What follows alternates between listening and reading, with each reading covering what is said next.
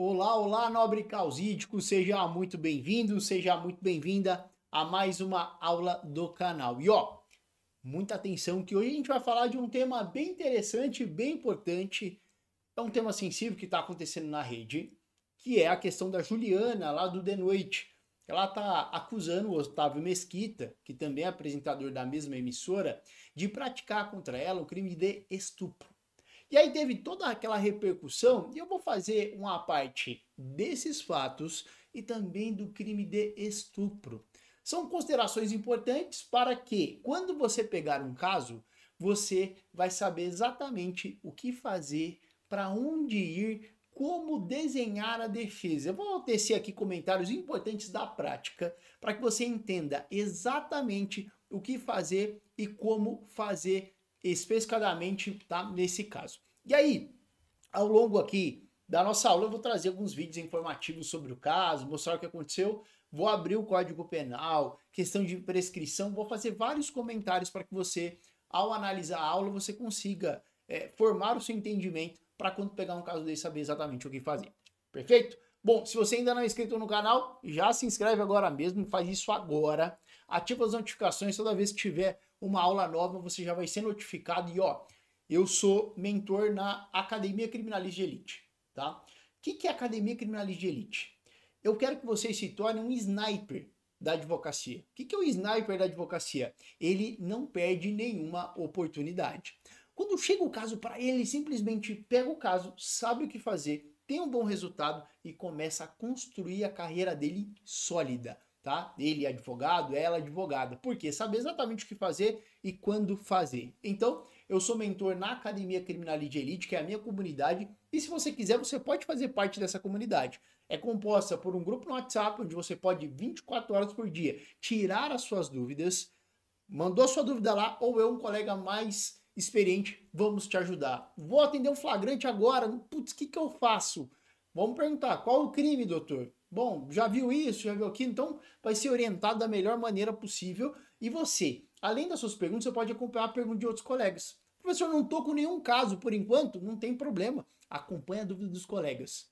Lá uma comunidade para você criar experiência a partir das suas dúvidas e das dúvidas dos colegas. São dúvidas bem pontuais, bem práticas. Além do acesso à comunidade, você também ganha um curso inteiro para te explicar todas as fases do processo, como agir, o que fazer, alguns bônus, como o curso específico de Maria da Penha, de tráfico de drogas, gestão de escritório, Google Ads para advogados criminalistas. Se você tiver interesse em entrar para a comunidade, aqui abaixo tem o link para você me procurar lá no Instagram. Minha equipe de suporte vai falar com você e vai te explicar como é que funciona a comunidade, valores. É só ir aqui abaixo, no link que está aqui abaixo, tá fixado, tá? Tem um link ali do Instagram. Vai lá, me manda uma mensagem no direct e eu vou te passar, meu suporte vai te atender e vai falar contigo sobre a comunidade, como você pode fazer parte, tá bom? Sem mais delongas, vamos começar então nossa aula e roda a vinheta.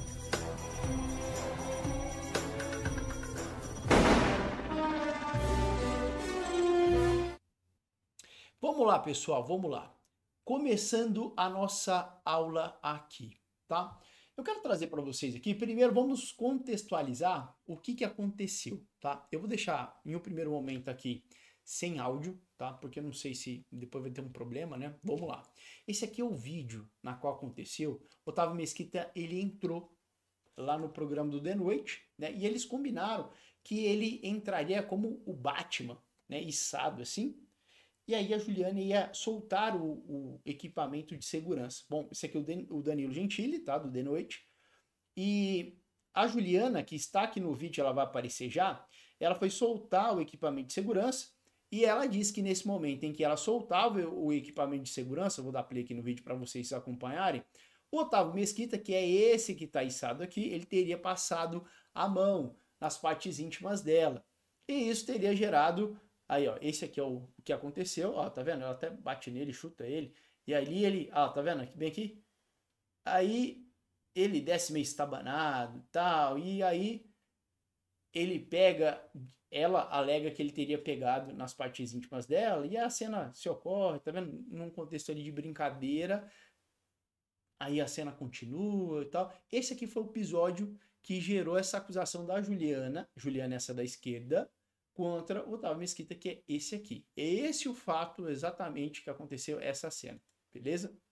Bom, a partir dessa cena aqui, disso que aconteceu, a Juliana, ela se pronunciou, e aí ela procurou advogado para fazer uma representação do Ministério Público contra o Otávio Mesquita pelo crime de estupro, tá? E aí o que aconteceu? Eu vou também ter uma parte aqui que ela fala, eu vou colocar aqui para vocês, ela se pronuncia brevemente sobre esses fatos, tá? Eu vou colocar aqui para vocês. E com o meu diretor, com a minha produção, eu falei que esse cara tinha passado. É o que vocês viram. O cara já chegou com as duas mãos na minha bunda, no meu peito. Eu dei um chega para lá nele, só que ele não parava. Quando ele desvirou, foi pior ainda. Ele me agarrou à força. Aquilo ali foi uma violência. Ele me agarrou à força. Até a minha cabeça no meio das pernas dele ele colocou. Ele não parava. Não contente com isso, ele ainda me volta no meio do palco para falar sobre meu corpo. Aquilo não foi consentido. Esse cara, ele andou falando aí na internet que aquilo. Aí ela continua tecendo alguns comentários sobre ele e tal, que não vem ao caso aqui. Nós vamos analisar juridicamente esse fato, porque quando que aconteceu? 2016. 2016.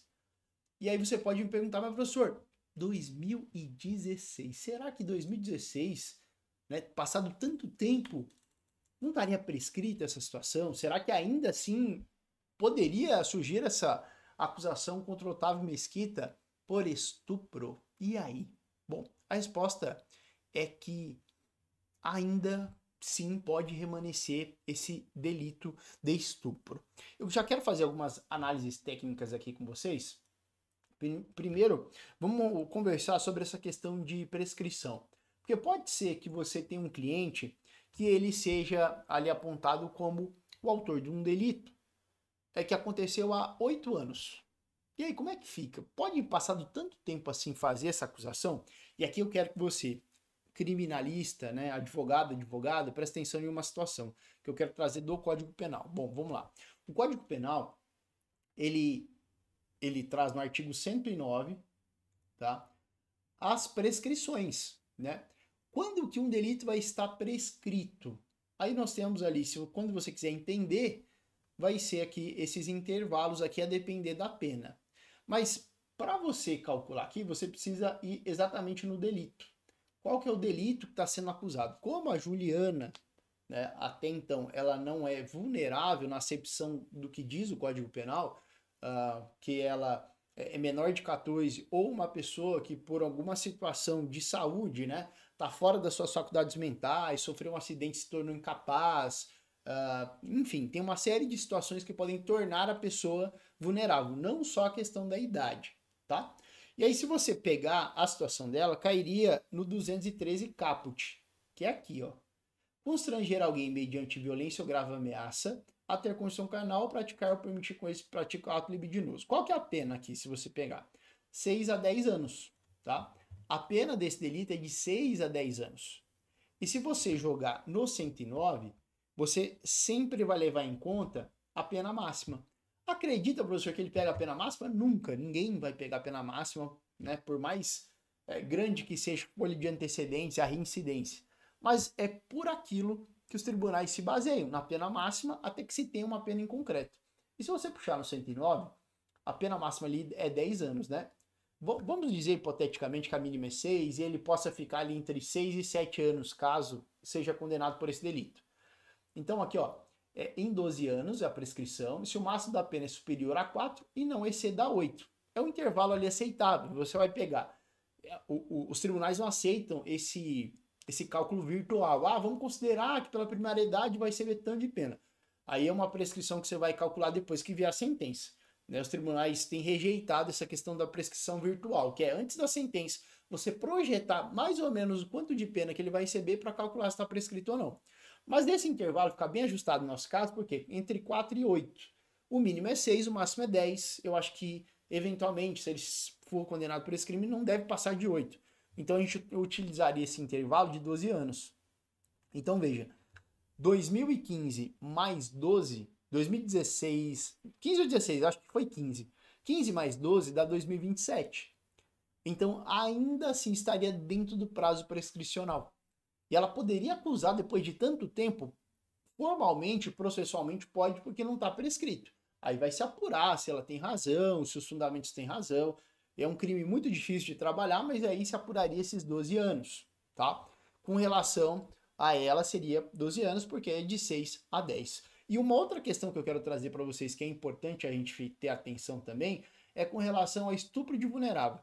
Imagina que a vítima acusa o autor de hoje a vítima tem 18. Aí ela afirma que quando ela tinha 10 anos, ele se aproveitou dela, passou a mão nas suas partes íntimas, sem que ninguém tivesse ali presenciado, olhado, e aí você fica naquela. Bom, se transcorreu ali, sei lá, a vítima tem 18 e falou que isso aconteceu quando tinha 8 anos, tem 10 anos, né? Como é que faz a prescrição nesse caso? Quando é estupro de vulnerável, a gente tem que ter ideia dessa alteração aqui, o que ocorreu em 2022. Nos crimes contra a dignidade sexual, que envolvam violência contra a criança e o adolescente, previsto nesse código ou em legislação especial, a data que a vítima completar 18 anos, salvo se esse tempo já houver sido proposta ação penal. Então, nessa situação aqui de estupro de vulnerável, a prescrição só começa a fluir quando a vítima completa 18 anos. Antes de fazer 18 anos, não temos o início da prescrição. Então, são duas situações importantes para você observar com relação à prescrição. Então, vamos lá. Primeiro de tudo, você vai pegar a pena em abstrato, jogar no 109 e olhar os intervalos ali. O estupro do 213, que não envolve vulnerável, 6 a 10. Questão ali do Otávio Mesquita, vamos colocar vamos dizer que no máximo 8 anos, aí prescreve em 12. Né? Tem um intervalo legal ali que dá para ajustar, que é de 4 a 8, prescreveria em 12. Então, 2015 até agora, né, prescreveria só em 2027, com noção de 2025 já houve representação, né, nós temos esse prazo aí para o Ministério Público iniciar a ação e o juiz recebeu a denúncia, tá? Quando o juiz recebe a denúncia, aí interrompe a ação, tá? Interrompe o prazo prescricional, tá? E aí, quando é estupro de vulnerável, a gente tem que estar atento ali ao 211.5, que fala sobre essa questão aqui do prazo prescricional começar aos 18 anos, beleza? Essas são as ressalvas com relação à prescrição. Agora, professor, e com relação à questão dele ter passado a mão nos seios dela, nas partes íntimas, isso de fato poderia configurar o delito do 213, né? O 213, ele tem essa previsão do crime de estupro. Então poderia configurar, e mais uma vez, nós temos que levar em mente essa alteração do 213, que ele fala o seguinte: constranger alguém mediante violência ou grave ameaça a ter conjunção carnal, que é o sexo em si, né, a penetração do pênis com a vagina, enfim, não só pênis com a vagina, tem aquelas outras maneiras, né, de ter conjunção carnal, ou ato libidinoso. Perdão, conjunção carnal ou ato libidinoso, que são as outras formas, tá? Então ali seria um ato libidinoso diverso da conjunção carnal, tá? Diverso da conjunção carnal. Que é uma situação que poderia se enquadrar, tá? Só que eu tenho visto julgados, e talvez seria uma tese defensiva que eu utilizaria, primeiro, a tipicidade da conduta. Por quê? O ato libidinoso aqui é aquele ato que visa atender um prazer sexual, atender o libido, a libido. E quando eu não tenho esse intuito por parte do autor, não se falaria nesse tipo de delito aqui do 213.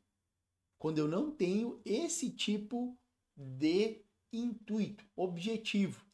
E digo mais, tem julgados que autorizam, no caso do 213 especificadamente, a você desclassificar a conduta para essa 215, que é a importunação sexual. Praticar contra alguém e sem anuência, ato libidinoso com o objetivo de satisfazer a própria lasciva ou de terceiro. E aí, olha a pena.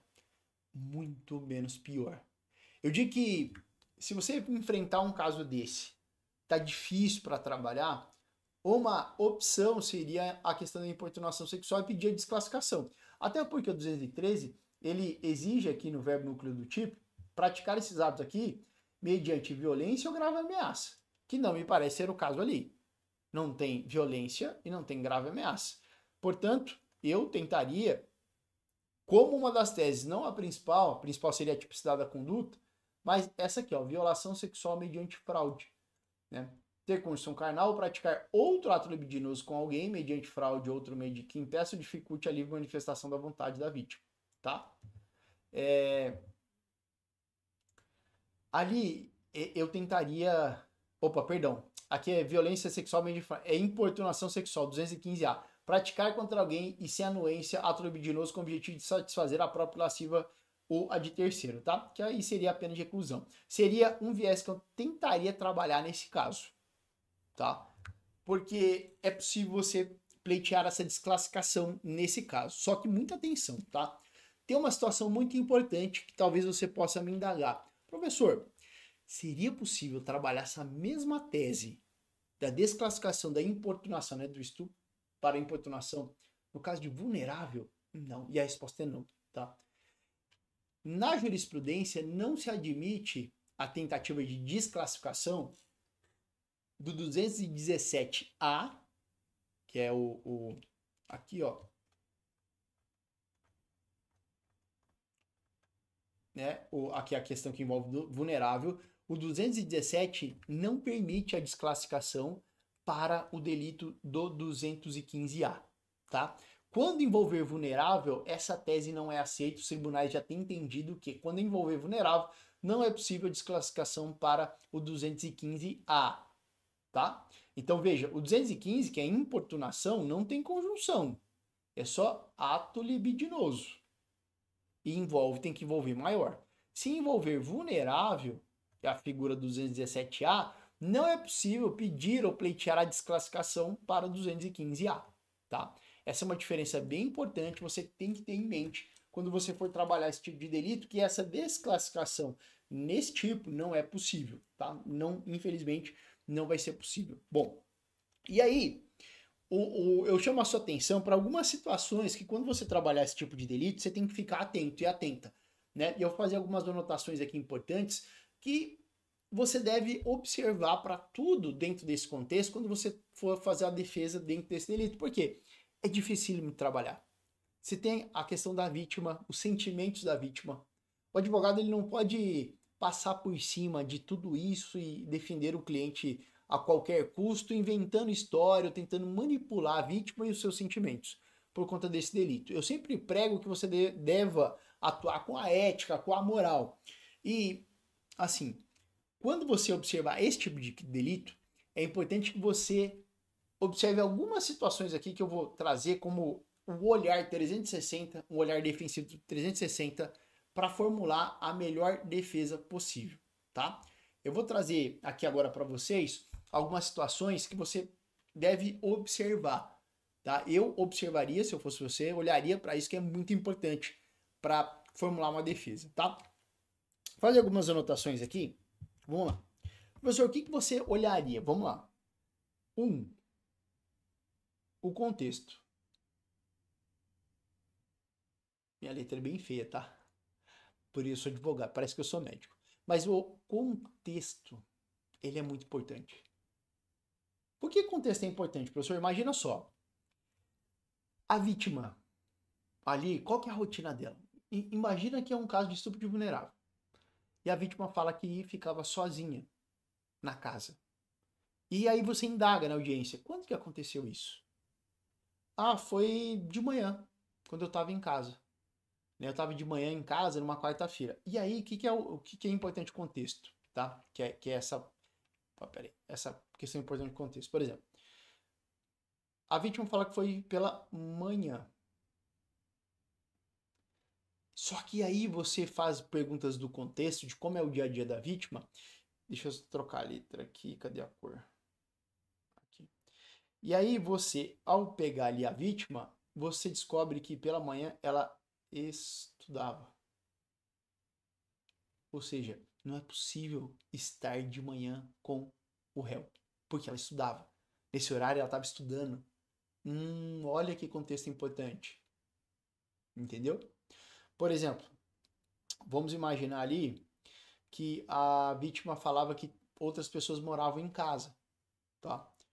E aí você pergunta, como era a rotina dessas pessoas? Bom, quando o réu estava na casa, vou desenhar uma casa aqui. Então, quando o réu estava na casa, outras pessoas também estavam. Ele não ficava sozinho com a vítima. Opa! E aí, qual que pergunta eu faria? Quem mora lá e qual a rotina dessas pessoas? Que hora sai para trabalhar? Que hora fica em casa? Como se deram os fatos? Então, o que é importante que eu diria para você? O contexto e principalmente levantar detalhes. Tá? Levantar detalhes de tudo que está acontecendo. Né? De tudo que está acontecendo. Né? E quando eu falo detalhes e levantar todos esses detalhes do que está acontecendo, veja bem, presta atenção. Eu não estou falando para você incutir dúvida na vítima. É para você levantar informações de como é a rotina, quem estava lá, qual o horário, se estuda, onde estuda, qual o período que estuda. São todas essas informações que vão levar a você, de repente, constatar uma divergência no depoimento, mas não você incutir divergência a fórceps dentro da cabeça da vítima para defender o seu cliente. Não, você vai levantar detalhes e informações como essas que eu coloquei aí, né? O contexto, se estudava, se outras pessoas frequentavam a casa, detalhes que podem levar à construção da sua tese. Porque o que acontece? Nesses delitos, eles acontecem na clandestinidade, ou seja, não tem testemunha, não tem câmera, e fica a palavra do réu contra a palavra da vítima. É o que vai acontecer na maioria dos casos. E como que você faz dentro dessa situação para defender o seu cliente? A palavra da vítima, segundo a jurisprudência, tem muita força. Inclusive, se tiver alinhada às provas dos autos, por si só, é suficiente para condenar o seu cliente. Então, o que eu diria para você? Ao observar essa situação, você precisa levantar detalhes para encontrar eventuais divergências. Essa divergência você vai apontar como sendo divergências não minúsculas ou de pouca importância, mas relevantes para desconstituir o que a vítima está alegando em desfavor do seu cliente. Nesses delitos, você tem que explorar cada detalhe que acontece no caso. Cada detalhe, né? Eu coloquei aí nesses detalhes, por exemplo, quando estudava, frequência da casa, onde aconteceu, que horas, como se deu, faz perguntas dos fatos, para ter toda aquela descrição de detalhes que você vai depois analisar e olhar para esses detalhes. A palavra da vítima está alinhada com essas provas que ela mesma está falando que aconteceram? Ou não, né? Ou não tem um contexto ali, sabe? A vítima está falando que tudo isso aconteceu, mas e os detalhes que ela traz para o processo? Será que de fato ali o que ela está falando tem pertinência ou não? O que ela está falando está desalinhado com as provas dos autos? E aí o que pode salvar o seu cliente é a eventual divergência. Além dessas teses, né, de prescrição, essas outras teses que eu falei para você aqui, tá? Então, olhar a prescrição, olhar a tentativa de desclassificação por uma importunação sexual, olhar os detalhes para confrontar a palavra da vítima. Não a fórceps, mas levantar os detalhes, o maior número de detalhes para você poder atuar nesse caso. E ali, quando você faz esse recorte, essa análise, você consegue extrair informações importantes que podem ajudar depois no detalhamento para você confrontar a palavra da vítima e fazer com que você tenha êxito na sua tese defensiva. Porque você vai trabalhar, a palavra da vítima está desalinhada com a prova dos autos e, portanto, seria necessário ali caminhar para absolvição por falta de provas, tá? É assim que eu caminharia na defesa. E é assim que eu faço em caso dessa natureza. É claro, cada caso vai ser analisado individualmente, ponto a ponto, e você vai ter que ter a atenção 360, principalmente para rolar testemunhas e levantar esses detalhes cruciais nesse delito aí do 213, 217A. Perfeito? Pessoal, essa foi mais uma aula aqui do canal para você. Lembrando, se você não faz parte da comunidade, a Academia Criminalista de Elite, você pode fazer. Eu sou mentor lá, tá? Aqui abaixo tem um link na descrição que vai remeter ao meu Instagram. Inclusive me acompanha lá. Diariamente eu compartilho conteúdo importante, com profundidade e de relevância lá para você. Então, entre lá, faça parte da nossa comunidade, chama lá no Instagram, no direct, que a minha equipe de suporte vai falar com você e vai te dar todos os detalhes para você ter todas as informações e entrar para a comunidade. Acesse a nossa comunidade no WhatsApp para ser ajudada no momento em que você tiver dúvida, fazer network com os outros colegas, crescer com a dúvida de todo mundo da comunidade. Ah, não estou pegando o processo? Você vai ver a dúvida dos outros colegas e vai ver que você tem um grande potencial para crescer bastante, tá? Dentro da advocacia. Vai criar experiência que às vezes sozinho você não vai criar. Lá nós proporcionamos essa experiência para você com inúmeros membros que diariamente jogam as dúvidas lá. A gente faz indicação de livros, né? Por exemplo, eu comprei alguns livros aqui, eu indico lá para os colegas. Então, é toda uma troca para você crescer. E além disso, você vai ganhar acesso a um curso, material PDF, modelo de peça, tudo para que você possa crescer exponencialmente a sua advocacia. Tá bom? Vou ficar por aqui. Não se esquece, inscreva no canal e eu te vejo na nossa próxima aula.